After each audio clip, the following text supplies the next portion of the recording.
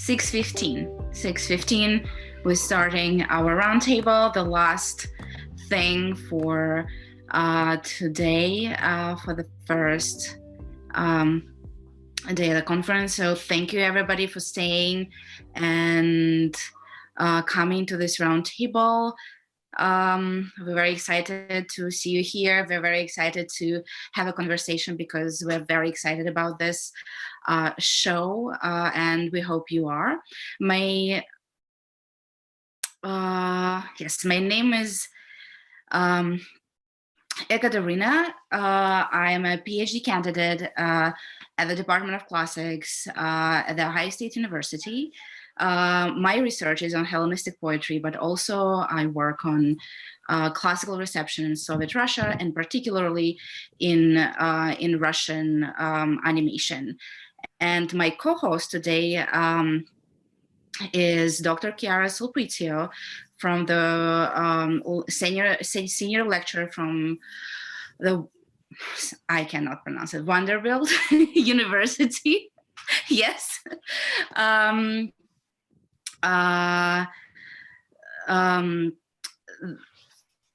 Senior lecturer in the program in classical and Mediterranean studies, and the creator of Animated Antiquity.com, which is an amazing source.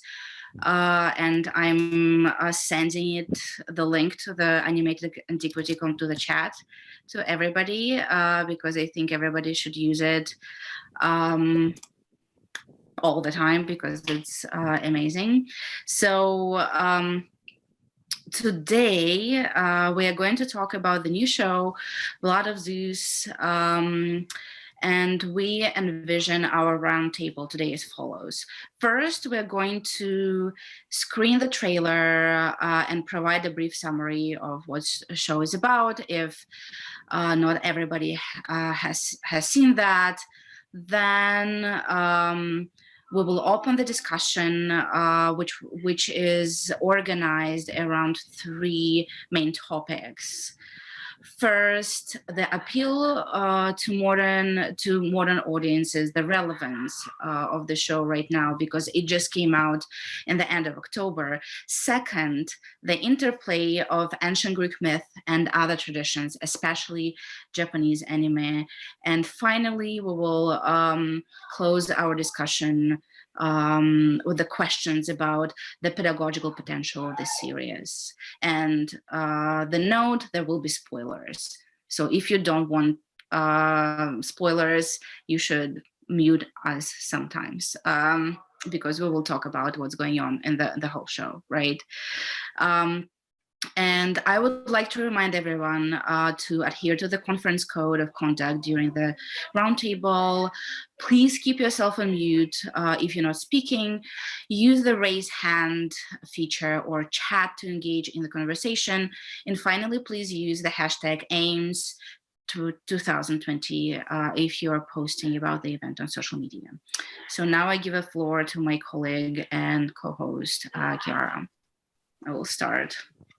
Okay, thank you so much. And thank you guys all for being here today and sticking with us this late-ish hour, maybe, where you are. I don't even know. So I'm just going to say a little bit about the background information about Blood of Zeus, and we'll watch the trailer. So Blood of Zeus, which was actually previously titled Gods and Heroes, but was apparently too vague of a name, is an 8-episode series that was created for Netflix by Charlie and Vlas Palapanides. They are two Greek-American brothers who are probably best known to our world for writing the 2011 film Immortals. The series Blood of Zeus is an epic drama based loosely on the story of Hercules, very loosely, and was produced by the Texas-based Powerhouse Animation Studios, which recently received acclaim for another Netflix series, Castlevania, which shares its anime aesthetic with Blood of Zeus. And interestingly, side note, Powerhouse will soon be producing a series inspired by the Indian epic Ramayana that will be set in an Indo-futuristic world, also for Netflix. So they're really cashing in on the epic traditions worldwide. last week, it was announced that a second season of Blood of Zeus was greenlit by Netflix. And according to the creators, they have 5 seasons outlined. So just a few little details there, some names, if you wanted to catch some of that information. And as you can see, it's been pretty well received on Rotten Tomatoes, I guess the arbiter of all things true in the realm of media these days. And so, yeah, so there you've got that. And I'm gonna just dive right into the trailer here. So like raise your hand or something if you can't hear this, but hopefully you will be able to. When the world was new, the gods defeated the Titans. As the last Titan fell, he swore a curse on the gods. And when his blood struck the sea, the giants were born. The rumors are true. An army from the east descends upon us. This enemy is unlike anything we've ever seen before. By the gods. You must find the giant remains. It is the source of the demon's power. Burn the remains, and the demons will fall.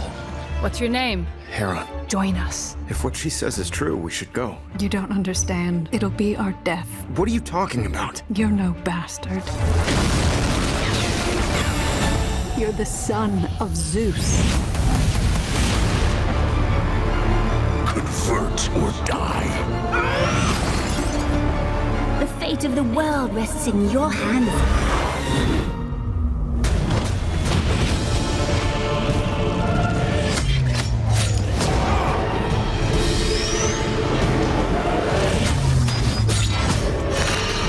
Help me kill Zeus, and all that I've promised you will be yours.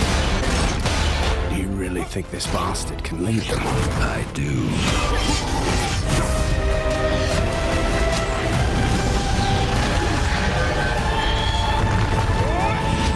Let's finish this.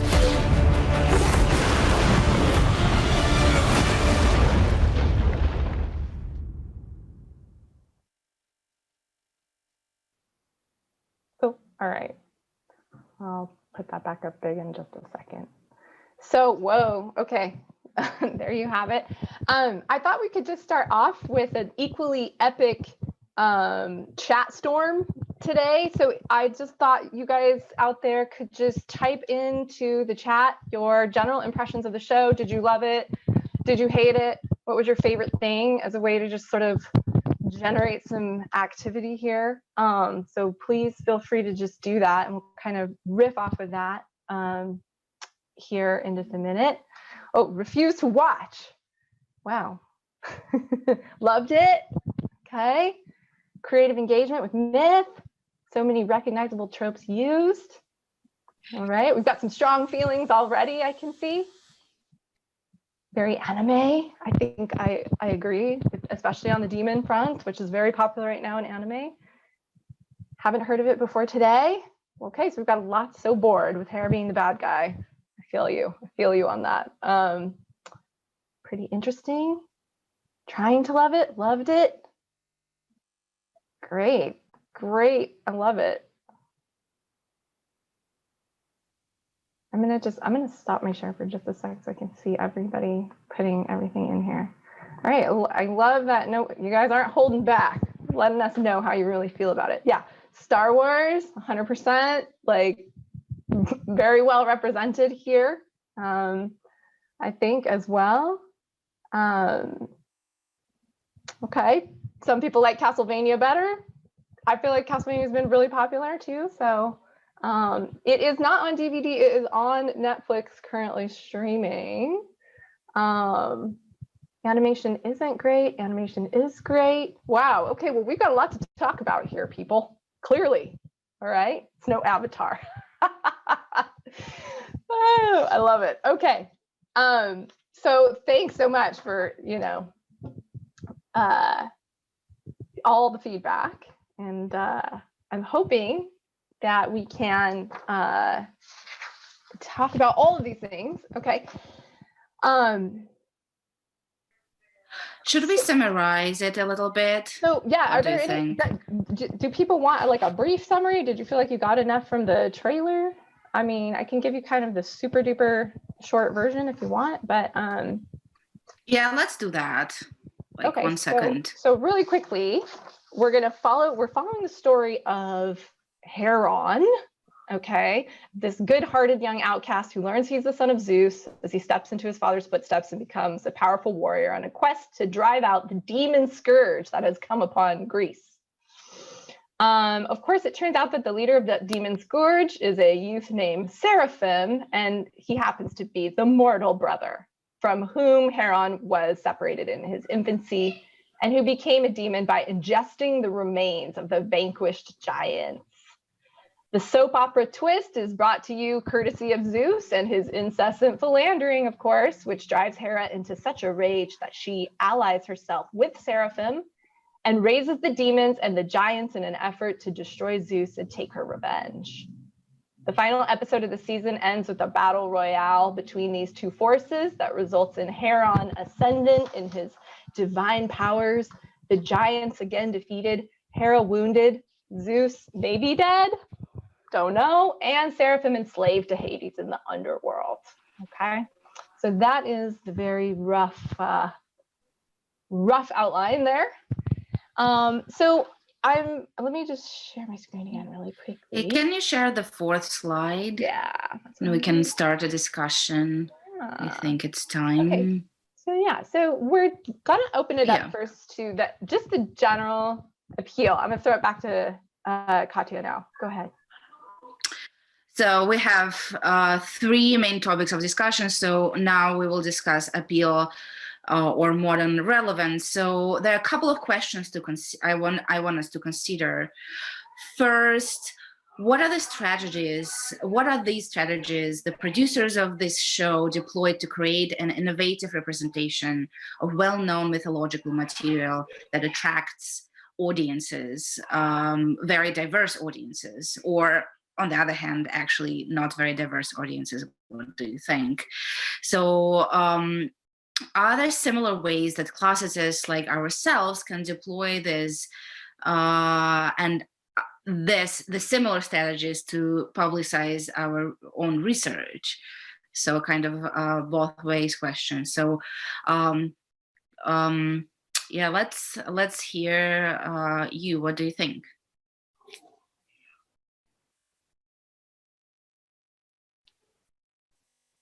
Do I see raised hands? Anybody? Yes, we want people to raise hands. I think I said it in the beginning, but yeah, please raise hands if you want to talk. Or we will see, we will play by the ear. Okay, David Delbar. Yeah, I, for the most part, enjoyed the series. I felt that though it was, it kind of just took all of the tropes of, Greek mythology and some anime and some normal action hero's journey, male coming of age sort of story, ground them all together and sort of, created this, or spat out this series.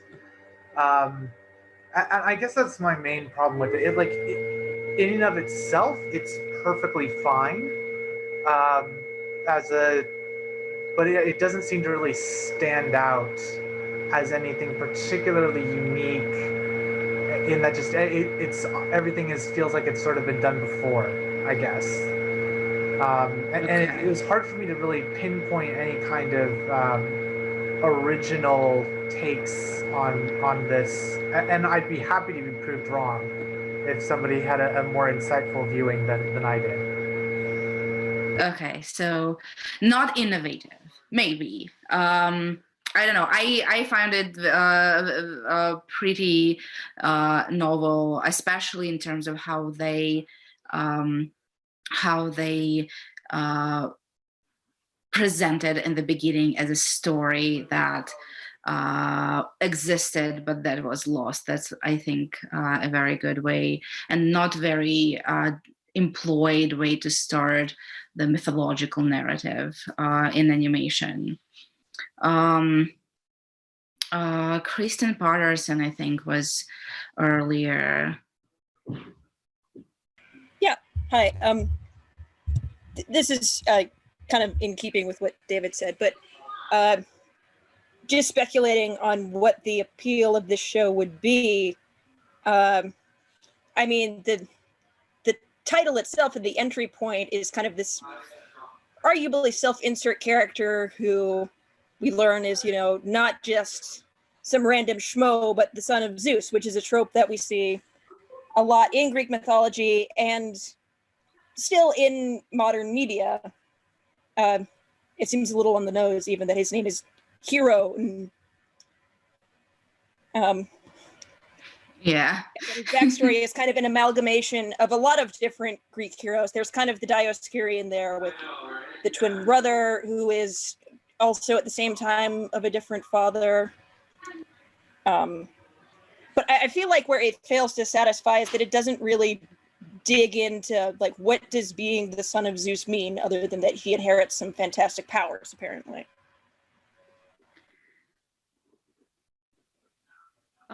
Yeah, I agree. I think he is, and I think me and Kiara, we discussed it at length, that he is like the least interesting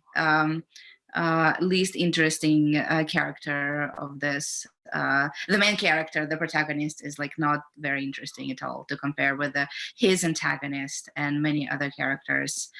What do you think, Kiara, about that?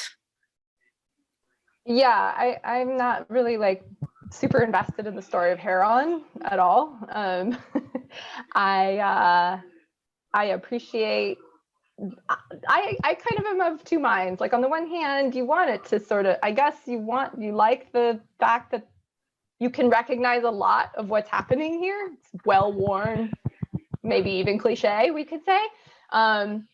I guess they're trying to adhere to some of the tropes and stories and narratives that we would all know really well as people who work in the field. But then you want something new, you want something different. So someone said, why not the daughter of Zeus? And I was like, yeah, great question, right? There is something a little hackneyed about it. But I'm hoping that, you know, maybe in the second season, there'll be like room for maybe some growth. I don't know. That's something we could talk about at the end. But Erica, what did you have to say? So, yeah, my daughter is completely obsessed with anime, like completely obsessed with anime. And she's completely obsessed with Percy Jackson, although that's now like a year old in her level of obsession. But so we tried to watch this show, and like we both just kind of gave up during the pilot, during the first episode. And so I felt like my students when I teach my film class, and there's some movies that they just can't engage with. And for me, I think it was sort of like visually, the aesthetics of it were so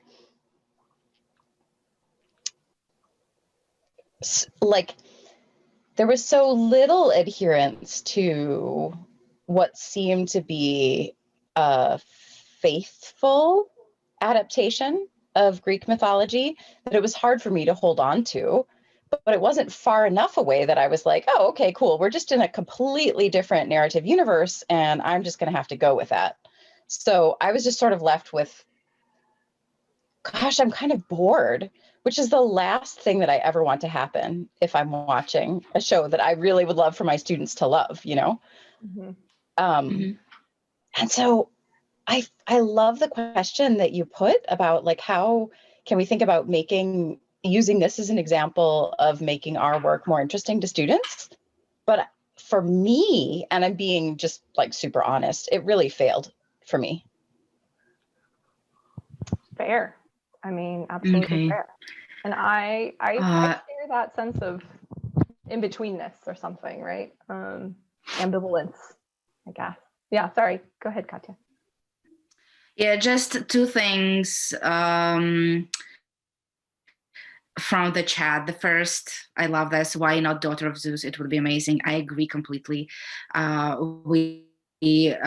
think that female characters are very underrepresented there, besides Hera, and there's all story about Hera. And I just wanted to, Hamish Cameron writes that quote, "From the East thing immediately made me concerned about its politics." Hamish, can you evaluate on this a little bit? Yep, I can. It just made me, I mean, there's a couple of things, I guess. One is the like 300 issue, like how much are they going to go into some sort of like false clash of civilizations motif? But then also like in the current, like how engaged are the Greek American producers with Greek politics at the moment, where there is a lot of like political tension over the Aegean and with Turkey, and is that going to play into it? Like those were just some of the things that I was worried about.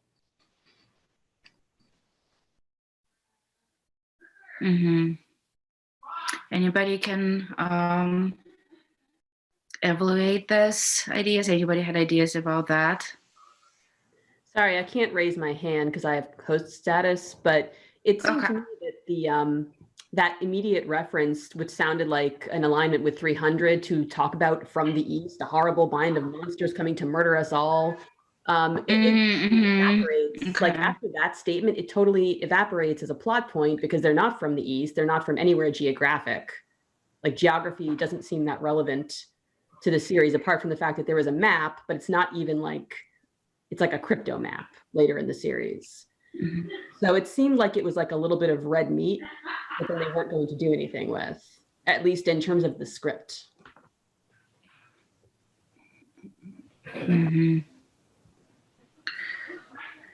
Okay, so. Oh, go ahead. Oh no, Kiara. Are we having more raised hands? Yes. Tony, can you? What did you want to comment? Yeah, I mean, I liked it a lot more than a lot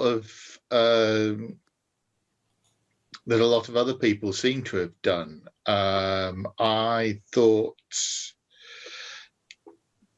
I quite liked that it decided to go with a new son of Zeus rather than just it's Hercules again, or it's Jason again, or it's Theseus again.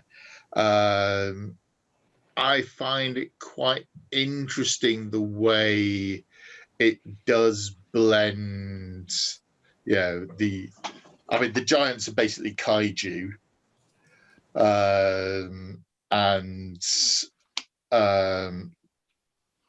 the demons seem to owe quite a lot to sort of you know, Norse Svartalf and stuff like that. I did think it was quite an interesting way of tackling it. I mean, I'll concede that Heron is a bit bland white bread, and Alexia is a much more interesting character, and also it is brutal. And it also seems, particularly in episodes 3 and 4, it's very brutal to its female characters. And that makes me a little bit uncomfortable.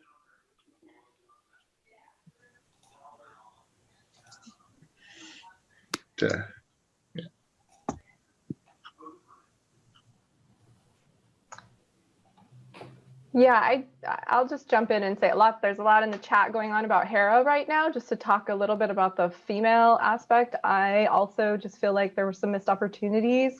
And, you know, the depiction of Hera for many people was a little bit problematic in that it's, you know, just the same old, like, you know, mad stepmom kind of thing.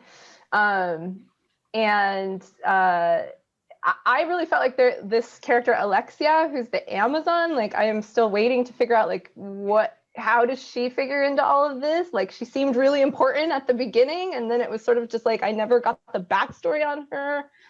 I just think overall, there were no other female gods who really ever spoke. So that is something that I personally am really waiting to see where that goes, if it goes anywhere or not.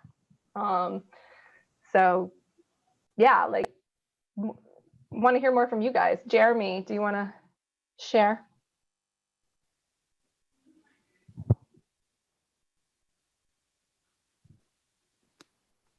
Oh, you're on mute. Oh, sorry, you're still on mute. Sorry. Yeah, a part of the Hera stuff that kind of bothered me is, especially for people who, have limited exposure to maybe even the original sources for Greek mythology, representing Zeus's, intimacy with I forget the mother's name. Electra, I think is her name. Yeah, and portraying it as, a somewhat of a consensual encounter. It is true that she sort of at first tricked her into believing it was her husband, but she eventually, figured out it was somebody else, and then it continued. And I think that gives kind of the impression of, that's how Zeus operated, in the original sources. And it kind of reminds me of translations that also, that you might see that gloss over, the nature of those encounters. And I think that can be sort of problematic for how people, get their impression of that aspect of Greek mythology. And certainly that goes further into, how Hera is represented as this sort of, she kind of reminds me a bit of Medea, in Euripides' play, the way she reacts. And then ultimately at the end, the audience is not supposed to sympathize with, the action she took, it would seem. So that's sort of my 2 cents. Yeah, thanks for that. Bonnie.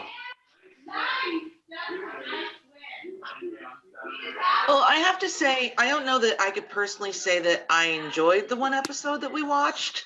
That would be stretching it. As a matter of fact, I tried to convince my husband to turn it off halfway through, which he didn't.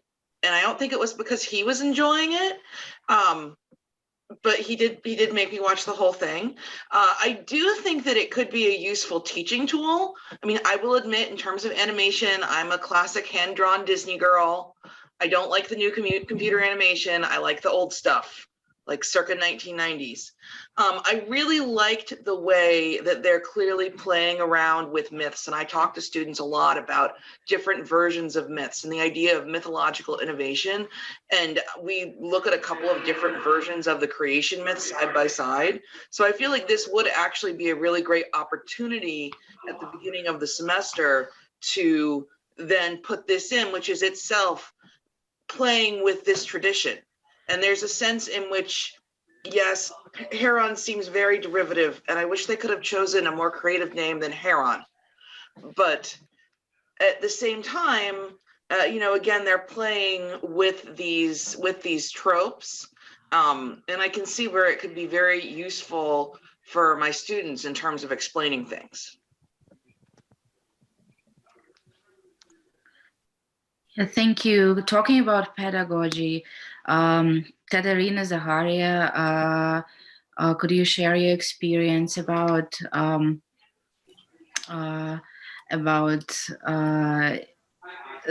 creators of the show coming to your class, speaking about that? That's very interesting. Hello, everyone, and I'm sorry I was late. I was in another meeting. Hi, Kara. Kara was at LMU. I'm Loyola Marymount in Los Angeles, where Kara was at one point with us. So the creators of the show came to my class and spoke for over 2.5 hours, and they were giving tips about screenwriting. So I got a lot of kind of anecdotal evidence from them of why the show is the way it is, why it's named this way. They actually liked the idea of people trying to find in the show where are the different the provenance of different myths. And so they thought that that would add to the show. They had originally, I think it had a different name, something about, I don't remember what they said, but when it went to Japan, they wouldn't recognize Olympians or something like that, or something about gods. So they recognized Zeus. And so it just became they changed the title to Blood of Zeus. And it's the story of two brothers. And so these are two brothers, Greek Americans, and they've been in the business for a while. So we asked them about how they got into anime, what it means to be screenwriters. And so I thought that their care about what they do and the explanations they gave may explain a number of things. So they were going for 10 episodes and it was cut to 8. Alexia, they were almost crying by the fact that they had to reduce Alexia. Alexia will be one of the main characters in the second season, and now it's been greenlighted for 2 and 3. They had come to me because they actually wanted to create female characters about different shows. So I haven't really consulted them officially. So it's just been giving them some ideas of how they can integrate women. And so that was one of the things they really wanted to do, but they had to start with world building. And so they were thinking of how can they make the two brothers different. And so one of the ideas that seems to have had some traction was to bring in the sort of, them looking like the demons. And so when they talked about the demons and Seraphim looking that way, they used the Greek word, which I thought was very funny. And so, they bring in some of the sort of the Greek American understanding of mythology, but they're very learned and they read a lot. So it's not, the choices they make are choices that they have to fight for. And they felt that this time they had more control of the show than in the Immortals or in other anime that they had done before, because they've been in the business for 25 years. And so what they came in my class to do is to give advice to screenwriters. And they felt this was the first time that they could try different versions and see how that goes. And so I personally like that they went to the underworld and they were trying to create new narratives for that. They are very aware. They came in and they said, obviously, everybody will recognize the story of Heracles, the Dioscuri. So they knew all of this and they brought it up themselves. So they find that one of the appeal of the series might be in the end that people will recognize in the series all the different myths that they put together, but it's a new myth.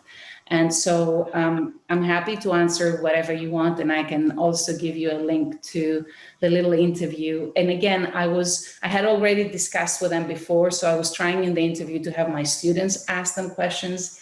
And so I didn't really interview them myself. So, yeah. I just shared the link in the chat too. Okay. Mm-hmm. All right. Well, yeah, thanks for sharing that. And I do think they do give some really interesting perspectives and insights in that video on their thinking. So it's worth checking out for sure. And yeah, George, what did you want to say? Hello, everyone. Yeah, no, I'm loving all of the comments that are going by. I think I'm going to save that comment file because there's so much to dig through. I think we could crowdsource a really good season 2 in there. Yeah, one thing that I've been struggling with a bit, and this will change the tack of our conversation maybe a little bit, but and especially now that Katerina's spoken, I'm going to feel like a bit more of a jerk. But I've been trying not to be too much of a purist here. But one of the issues that I was wrestling with is this isn't really a reception of Greek myth; it's a reception of receptions of Greek myth, right? So, like all of the call outs that I can identify are to Clash of the Titans. There's a bit of Disney's Hercules in there, right? Fairly late 20th century, early 21st century stuff. And then Kira, when you noted that this is the same writing team as the Immortals, I think a lot clicked for me there, right?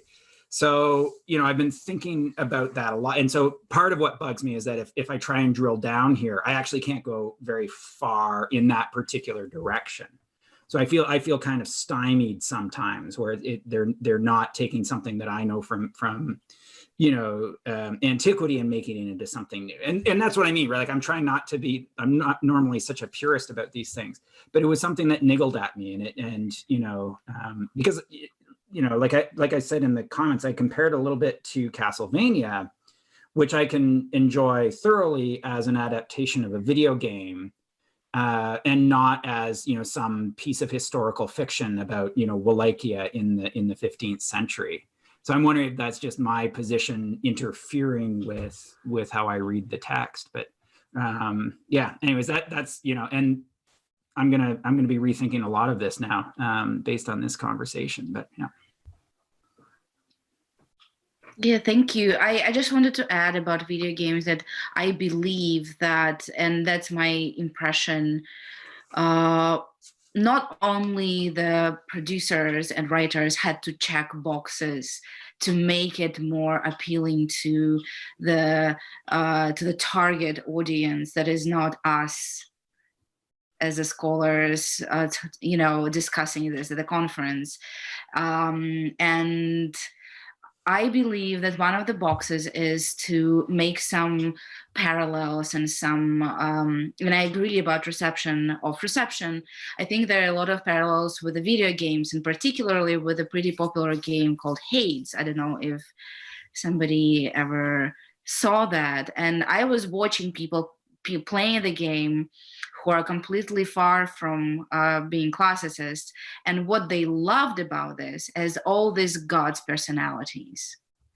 That in this game, all gods have very, very, very interesting, unique personalities. And I think with this show, it's very important and very appealing how they create and like jigsaw puzzle of this gods' personalities and monsters' personalities. And besides Heron is kind of a little low on qualities. So that's my idea.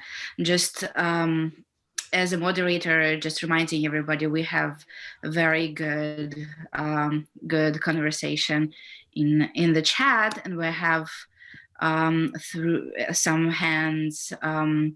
Sarah, you wanted to say something? Yeah, I completely agree with George that this is deception of reception. And so pedagogically, I think I'd have a lot of trouble using this in the classroom because the echoes are very faint. I think I would struggle to help the students see them. And they're not just faint, they're also very, very broad. I mean, there are so many stories in world literature of brothers who are different. So I kind of go, big deal. And to one of the points that Katja just made about the people with the money needing to have a show with vibrant personalities or vibrant characters, or I don't remember exactly what you said, Katja, but I get that. But I'll be geeky and say real Greek myth does have characters with good personalities. And if we as classicists are failing to convey that, we need to do a better job. I don't think they need to invent. I agree. To have characters. Okay, I agree. And we teach myth right at Ohio State, right, Katja? Yes. Yeah, thank you. Artem, we have even our colleagues from Moscow joining us. Artem, you wanted to say something?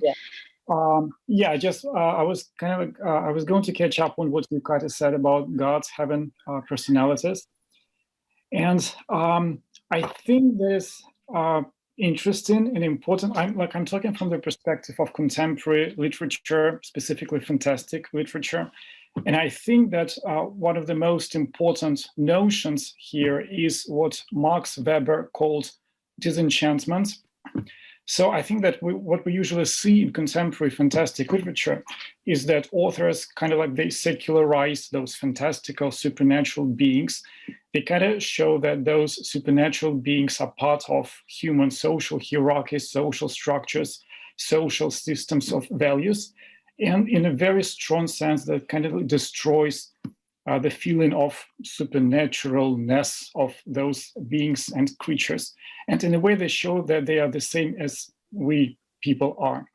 And for me, I think that it's not something that we expect from, seeing representations of fantastical creatures. Because when we see something fantastical, we kind of, I feel as readers or viewers or gamers, we kind of want to see them as something different and something impossible. And when I was watching the TV show, Blood of Zeus, I was kind of interested in this one detail. Especially, I really enjoyed the character of Hera. So I like that there was this very small detail that she once said that she gave up most of her powers when she became wife of Zeus. And then she kind of said a little bit that her power is much greater and bigger, and that she's much more powerful than all the other gods. And I really enjoyed that. That was, something that showed that there is something bigger and something impossible for humans to grasp. And it was not, as I remember, that was not represented directly, but it was just kind of given as a, as a hint, as a, something vague.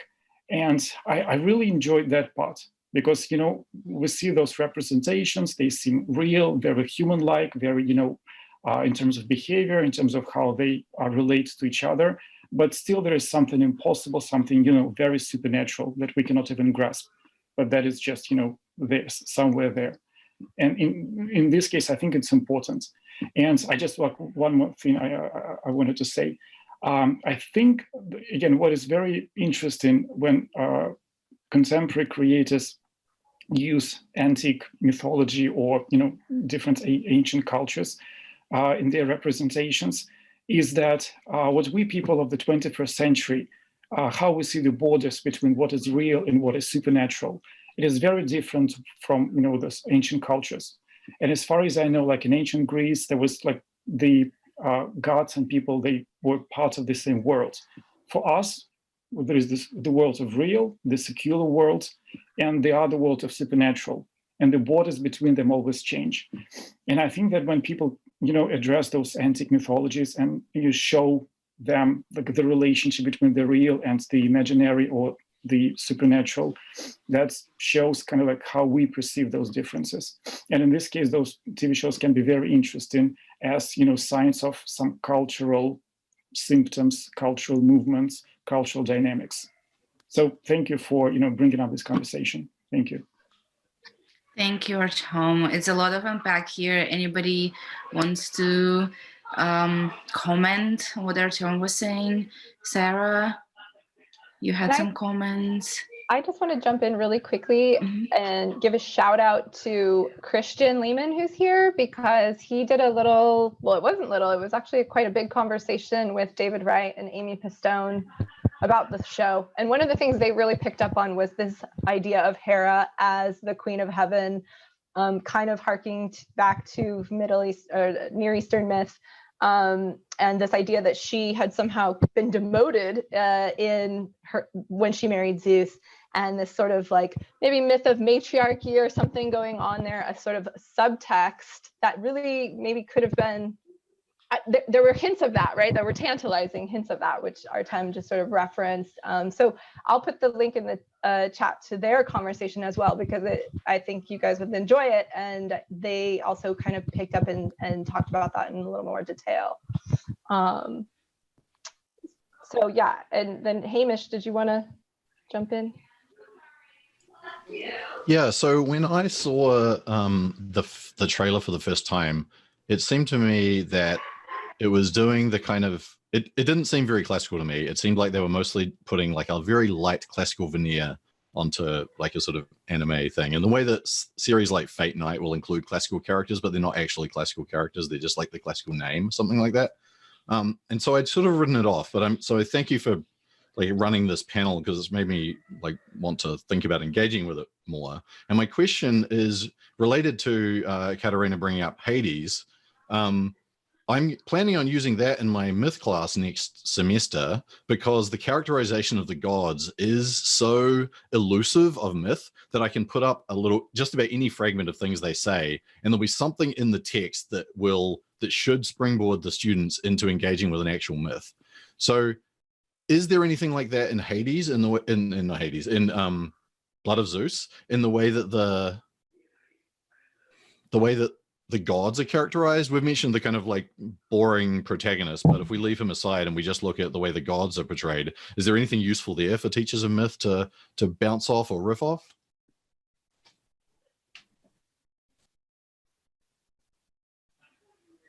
Teachers of myth, Sarah, do you have ideas about that? I don't really have ideas about that, but I wanted to respond to Artem, if that's okay, but I can wait until others respond to Hamish first. Okay, I'll respond to Artem. I really agree with you that what this is serving up is a very disenchanted view, and it's completely unnecessary, particularly because if you look around at what is selling big, it is an enchanted world. Most recently, I just read the new novel by Susanna Clarke, who had previously written Jonathan Strange and Mr. Norrell, and her new novel is Piranesi, and it's, first of all, absolutely fantastic. It's one of the best things I've ever read, but it is a completely, thank you, George. It's a completely enchanted world in a very sophisticated way. So it's not necessary to disenchant Greek mythology to make it sell. I think it's going to sell much better if we leave it enchanted. Okay, yeah. So Kristen, Kristen and Jillian, I think, wanted to comment on Hamish's points. Kristen, go ahead. Yeah, just to Hamish's question about are there any jumping off points that you could use for students to talk about Greek myth? The only thing that I can think of off the top of my head is just sort of the demonstration of and allusions to other examples of Zeus's philandering in obviously the conception of Hieron, but it comes up as a point with the characters of Hermes and Apollo as well. I think there's a whole episode, or at least like a good half an episode, dedicated to how Hieron was conceived and Zeus's relationship to his mother, which does seem to be a place where they put allusions to, it seems like several Greek myths of the conception of demigods, including the details of how sort of it was concealed from Hera.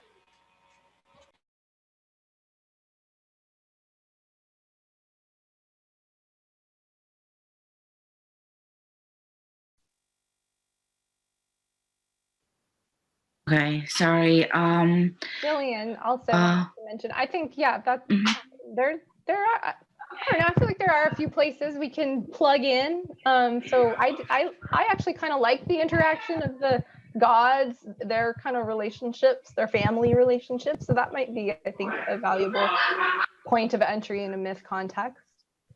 Jillian. Yeah, hi.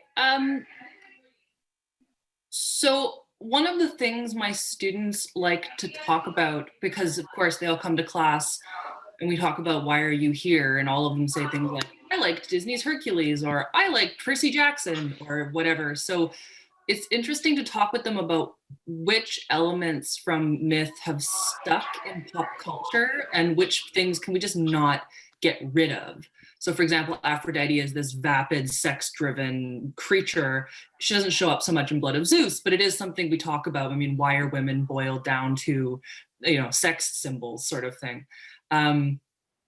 So that's one of the things I would use this for, is to sort of engage the question of what is the place of myth in pop culture? Because of course, as a bunch of classicists or people who have studied this stuff, we have sometimes a very different perception of what is quote unquote common knowledge about these characters and what is not.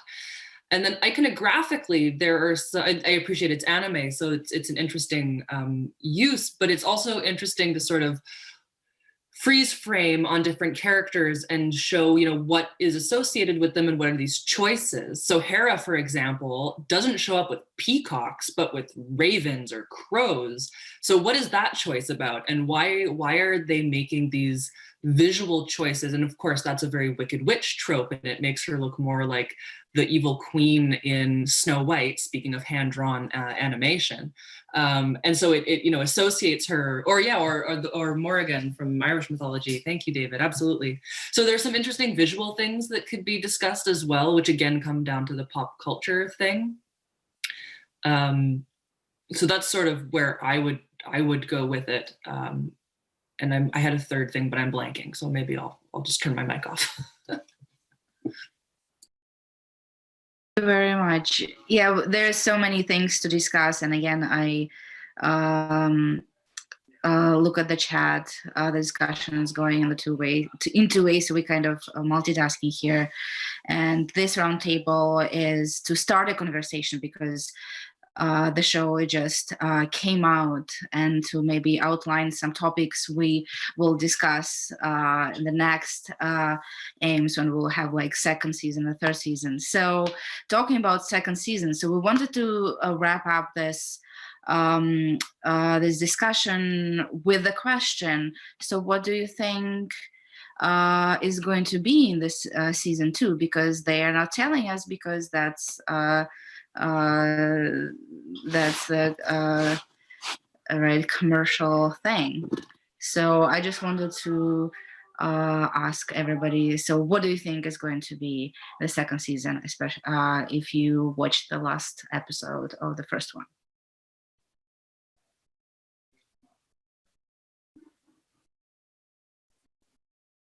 Jeremy, what do you think? Unmute yourself, please. Did that again. Yes. I was raising my hand to respond to Hamish's question, but we've moved on. Okay. Second season. David? Kiara, what do you think? David? Yeah. I don't know. They, in their talk with Katerina, they said they couldn't tell that obviously the first season was really based on Heracles, that the second season they couldn't tell, that Netflix told them not to tell what will be the sort of underlying or overarching, I guess I should say, narrative. For whatever reason, what popped into my brain was Achilles, but I don't really know why. Just that Heron would have this like conflict of like become a god or just like die a human, but I have no reason for like why that came into my brain.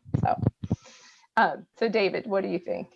Yeah, I'm guessing that since this seems to be following common patterns, that Zeus isn't really dead, and there'll be a lot of trying to maintain order while he's away until he can recover and retake the throne.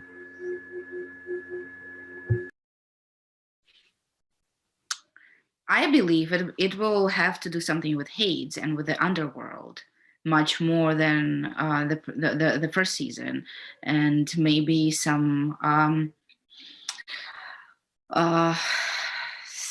war between forces of the underworld and Hades. I really want to see the Persephone story, and I was reading some comments on YouTube to the trailer and some other comments on internet that everybody wants to see Persephone. So that's what I got from there. Anybody else want to fantasize, predict, and then we can see who was right?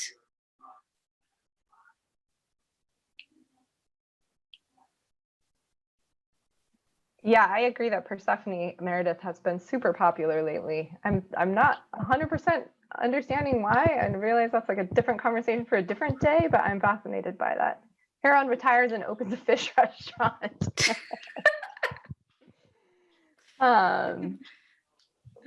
Hey man, you know, like that's Achilles. That's what he would have done, right? If he had it to do over again, it sounds like, maybe based on what he says in the underworld. So who knows?